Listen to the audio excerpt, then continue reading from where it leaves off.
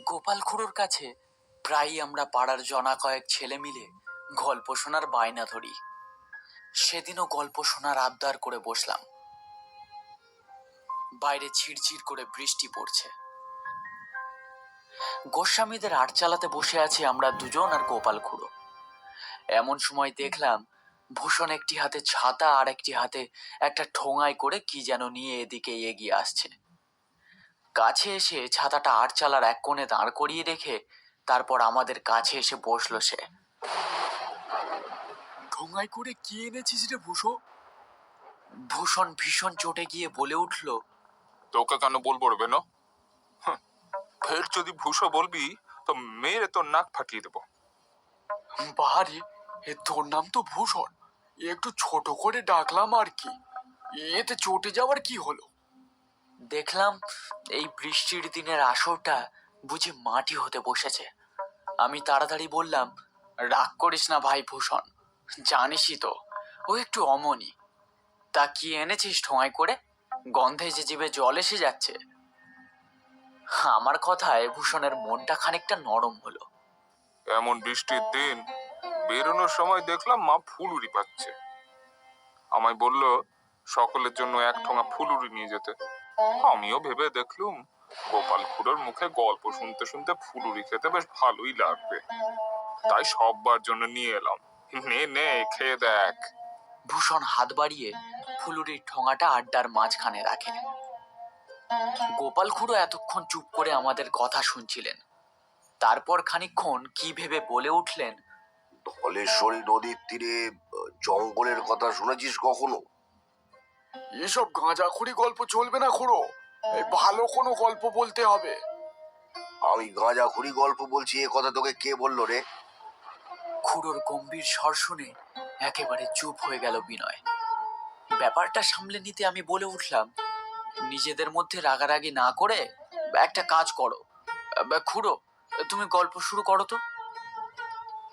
খুড়ো তার হাতের ফুলুরিতে একটা কামড় দিয়ে বললেন, বেশ,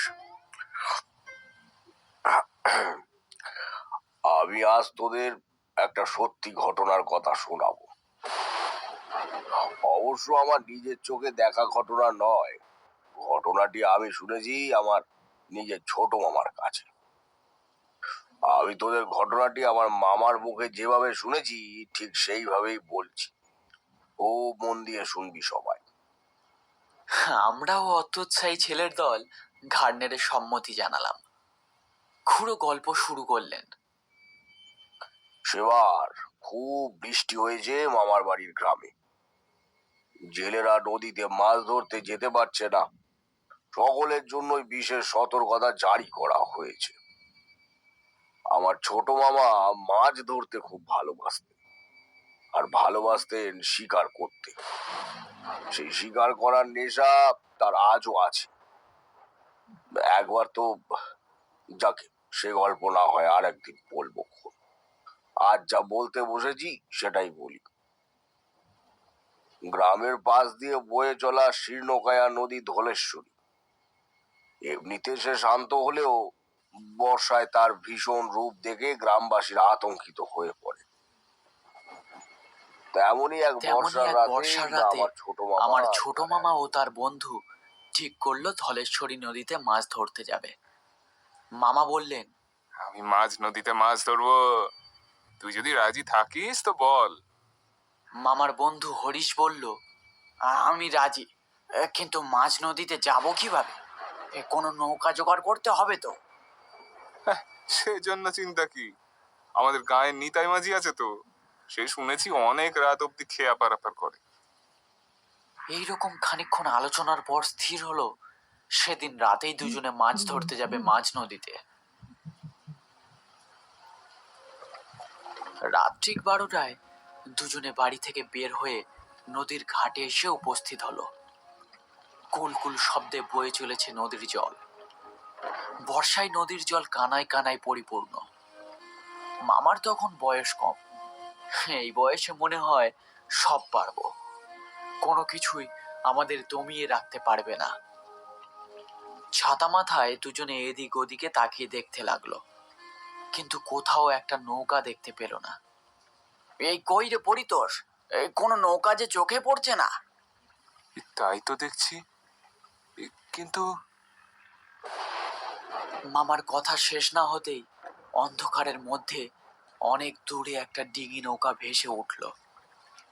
দুজনে অবাক হয়ে সেদিকে তাকিয়ে দেখল নৌকাটা যেন হঠাৎ করেই জলের উপরে ভেসে উঠল এবং তাদের দিকে এগিয়ে আসতে লাগলো। বৃষ্টির বেগ ক্রমশ বেড়েই চলেছে। ঠান্ডা ঝোড়ো হাওয়ায় শিরশিরানি ঠান্ডা অনুভূত হচ্ছে।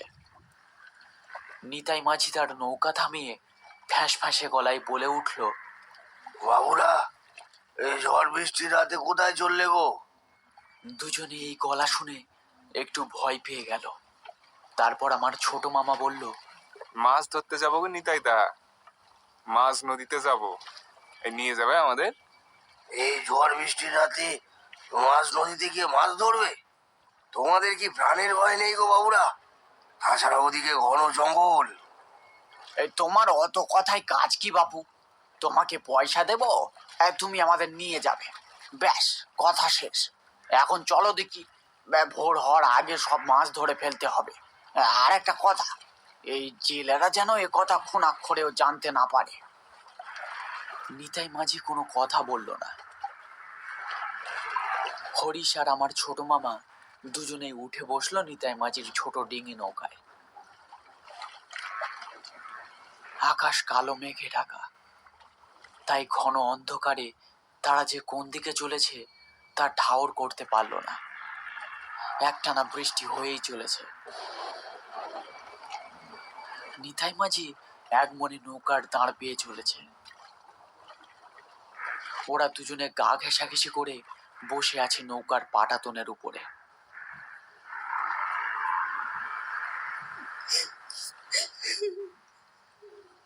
বেশ খানিকটা যাওয়ার পরে নদীর পাড়ের জঙ্গল থেকে একটা শব্দ শোনা গেল,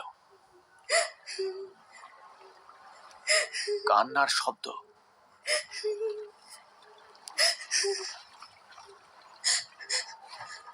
হরিশ অবাক হয়ে বলে ওঠে, এই কে কাঁদে?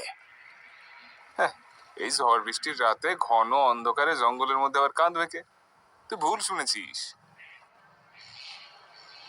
কিন্তু কিছুক্ষণের মধ্যেই আবারও শোনা গেল একটি মেয়ে যেন ফোঁপিয়ে ফোঁপিয়ে কেঁদে চলেছে। তার কান্নার আওয়াজ ছড়িয়ে পড়েছে নদীর বিস্তীর্ণ এলাকায়। হরিশ নিতাই মাঝিকে উদ্দেশ্য করে বলে ওঠে, এ কে অমন করে কাঁদছে তুমি জানো? ও কিছু না, তোমরা চুপ করে বসে থাকো, আর একটু পরেই আমরা মাছ নদীতে গিয়ে পড়বো। কিন্তু চুপ করে বসে থাকো বললেই কি আর বসা যায়? মেয়েটি একটানা কেঁদেই চলেছে। নিতাই দা নৌকা বাঁধো, ওখানে কি হয়েছে আমরা দেখতে যাব। ও ভুলটি করো না গো বাবুরা। এবার দুজনে বেশ অবাক হলো। নিতাই মাঝি কি পাষাণ? তার মনে কি একটুও দয়া মায়া নেই? এবার দুজনে প্রায় জোর করে বলল, তুমি নৌকা ওই ঘাটে বাঁধো, আমরা নেমে দেখবো ব্যাপারটা কি। হ্যাঁ হ্যাঁ, ওই ঘন জঙ্গলের মধ্যে নিশ্চয়ই কোনো মেয়ে বিপদে পড়েছে, তাকে ফেলে রেখে আমরা চলে যেতে পারি না। তোমরা বিপদে পড়বে গো বাবুরা, আমার কথা শোনো। কেউই তার কথা শুনতে নারাজ। অগত্যা মাঝি তার নৌকা জঙ্গলের ঘাটে ভিড়াতে লাগলো। কোনো বিপদ হলে আমি জানি না বাবুরা। কিরকম বিপদ? সে আপনারা বুঝবেন না। আপনাদের এতবার করে বারণ করার পরেও আপনারা যখন আমার কথা শুনলেন না, তখন আর আমি কি বলবো বলুন? আমার ভাড়া মিটিয়ে দিন, আমি চলে যাই। হরিশ একটা আধুলি বের করে নৌকার পাটাতনের উপর রেখে দেয়। তারপর রাগের মাথায় বলে ওঠে, টাকাটা নিয়ে নদীর জলে ডুবে মরো, বুঝেছো? স্বার্থপর লোক একটা। ব্যাপারটা আমার ছোট মামার খারাপ লাগলেও তিনি কিছু বললেন না। দুজনে নৌকা থেকে নেমে গেল। নিতাই মাঝি তার নৌকা ঘুরিয়ে নিয়ে চলে যেতে লাগলো।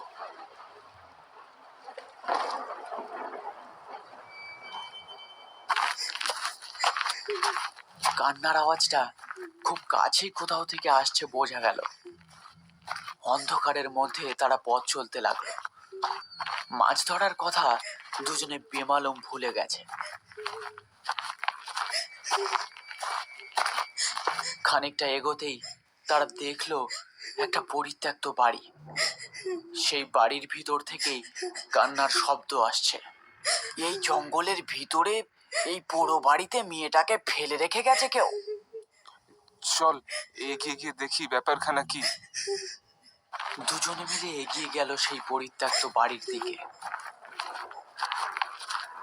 বাড়ির সামনে যেতেই তারা খিলখিল করে হাসির শব্দ শুনতে পেল।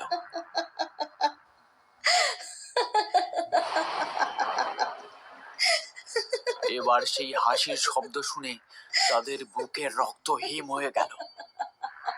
হরিশ সাহসে ভর দিয়ে ধরা গলায় জিজ্ঞেস করলো, কে মা তুমি? এমন ছলনা করছো কেন? ভেতরে আয়, তোরা দুজনে ভেতরে আয়। দুজনে ভয়ে কাঁপতে কাঁপতে সেই পোড়ো বাড়ির ভিতরে গিয়ে ঢুকলো। বাড়ির খোলা দরজা দিয়ে হু হু করে ঠান্ডা বাতাস ঢুকছে। তারা শুনতে পেল নূপুরের শব্দ।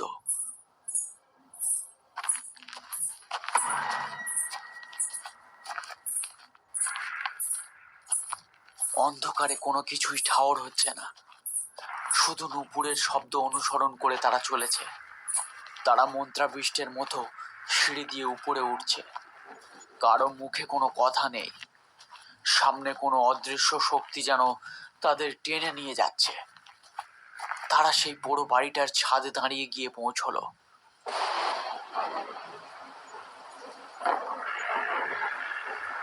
পরিতোষ, পরিতোষ, পরিতোষ, পরিতোষ। ছোট মামা হঠাৎ যেন শুনতে পেলেন তার নাম ধরে কেউ ডাকছে।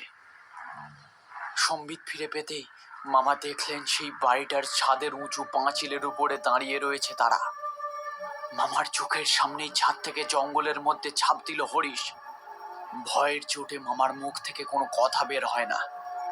এক ছুটে দৌড় করে সিঁড়ি দিয়ে নেমে এলো মামা।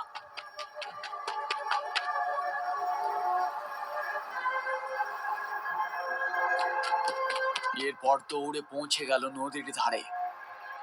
সেখানে তখনও নিতাই মাঝির নৌকা বাঁধা। সে একটা বিড়িতে শুক টান দিতে দিতে বলল, বন্ধুকে রেখে এলে বুঝি?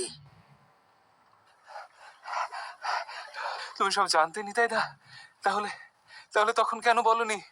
হ্যাঁ, মিছে কথা বলোনি গো বাবু। আমি বারবার করে মানা করেছিলুম।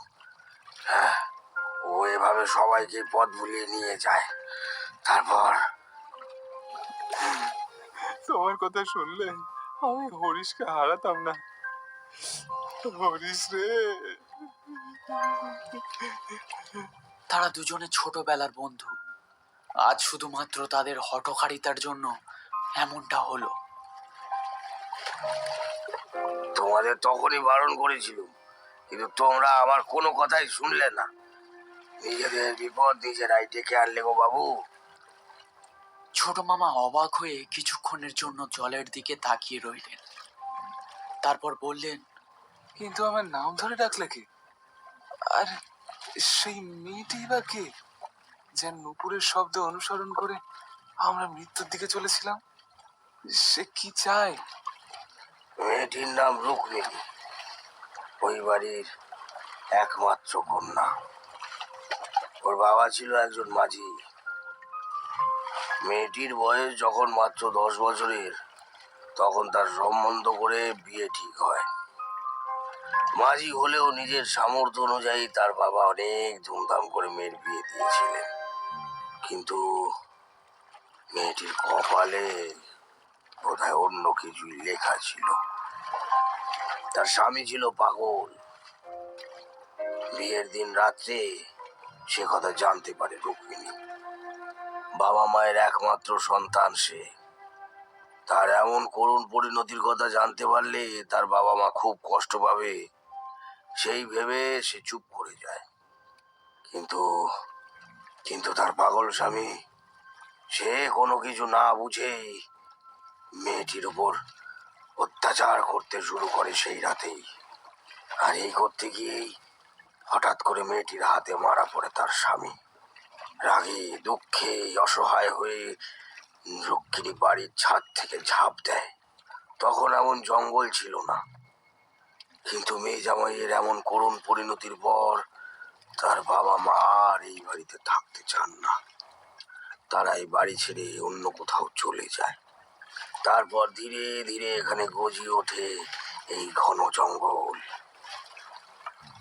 প্রতি অমাবস্যার রাতে এই বাড়ি কেড়ে নেয় একজনের প্রাণ।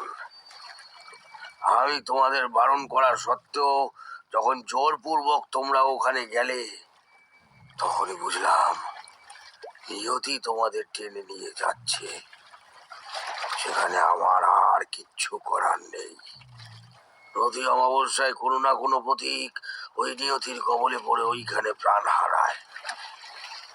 আমি চলে যেতে চাইলেও আমার ভেতর থেকে কে যেন বলে উঠলো, তোমাদের বিপদে এইভাবে ফেলে চলে যাওয়া যায় না।